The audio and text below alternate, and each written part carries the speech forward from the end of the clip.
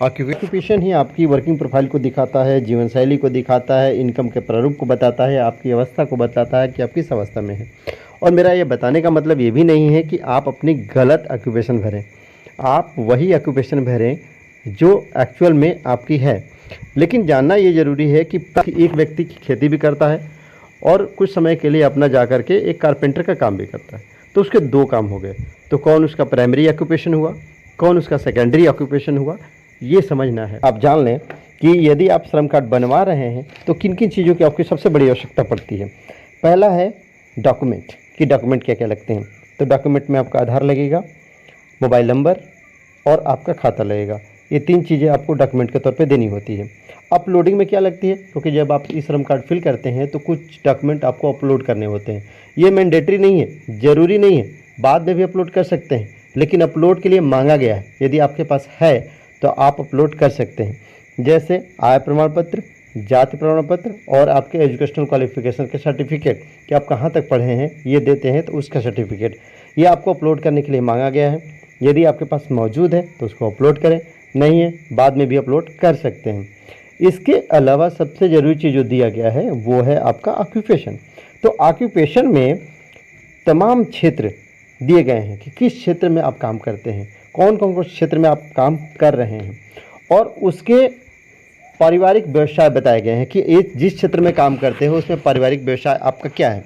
मान लीजिए कि कोई कृषि का कार्य कर रहा है, कोई एग्रीकल्चर क्षेत्र में काम कर रहा है, तो एग्रीकल्चर में वो लेबर है, एग्रीकल्चर में वो लाइव स्टॉक लेबर है, इसे हमारा पारिवारिक व्यवसाय हो गया, और क्षेत्र हो गया हमारा कृषि। ये आपके टोटल 18 सेक्टर दिए गए हैं जिसको आप क्षेत्र मानेंगे और उसके उस क्षेत्र के कौन सा पार्ट पे आप काम करते हैं। जैसे लेदर इंडस्ट्री है, चमड़े का उद्योग है, तो चमड़े के उद्योग में आप लेदर कटाई का काम करते हैं कि जूता बनाने का काम करते हैं, कौन सा काम करते हैं। तो लेदर एक इंडस्ट्री हो गई, क्षेत्र हो गया, और उसमें आपका जो पारिवारिक व्यवसाय है वो जूते बनाने का है या लेदर काटने का है, क्या है, ये दिया गया है। एक लंबी फहरिस्त है, लंबी लिस्ट है, और उसमें से आपको छांटना होता है। लेकिन सबसे ज़रूरी ये है कि हम प्राइमरी में क्या रखें और सेकेंडरी में क्या रखें आता है। और ख़ास तौर से हमारे देश में विशेष तौर पे जो प्राइमरी सेक्टर है वो एग्रीकल्चर है, क्योंकि कृषि प्रधान देश कहा जाता है। तो अपने देश में जिनको भी अपना प्राइमरी ऑक्यूपेशन डालना है और एग्रीकल्चर डालना है, जो कृषि से बिलोंग करते हैं, जिनके कृषि क्षेत्रों में काम करते हैं, कृषि क्षेत्र में हैं। प्राइमरी में लोग ये सोचते हैं कि हमारे पास ज़मीन है तो हम प्राइमरी ऑक्यूपेशन में आएंगे, कृषि में आएंगे, ज़मीन नहीं है तो नहीं आएंगे। ऐसा नहीं है।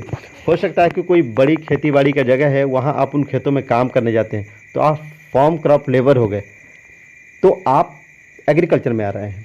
आप मिक्स्ड क्रॉप लेबर हो गए, तो आप उसमें आ रहे हैं, एग्रीकल्चर में आ रहे हैं। पोल्ट्री फार्म लेबर हो गए, तो आप उस क्षेत्र कृषि क्षेत्र में आ रहे हैं। तो आपको एग्रीकल्चर प्राइमरी ही आपके लिए रहेगा। और फिर सेकेंडरी में मान लीजिए कि सपोज आप सुबह से 10 बजे तक आपने खेतों में काम किया, उसके बाद 2-4 घंटे के लिए कहीं मजदूरी करने आप चले गए किसी ईंट भट्ठे के इंडस्ट्री में, तो वहाँ जो काम करते हैं वो आपका सेकेंडरी वर्क है। कि मूल काम के अलावा हम थोड़े पैसों के लिए, एक्सेस कमाने के लिए हम कुछ और काम करते हैं, वो हमारा होता है पार्ट टाइम या सेकेंडरी काम।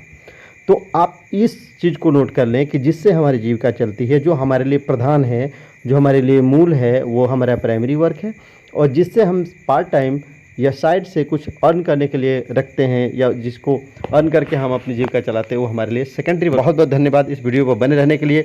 यदि आपने मेरे चैनल को सब्सक्राइब नहीं किया है तो सब्सक्राइब कर लीजिए, लाइक करिए, कमेंट करिए। धन्यवाद।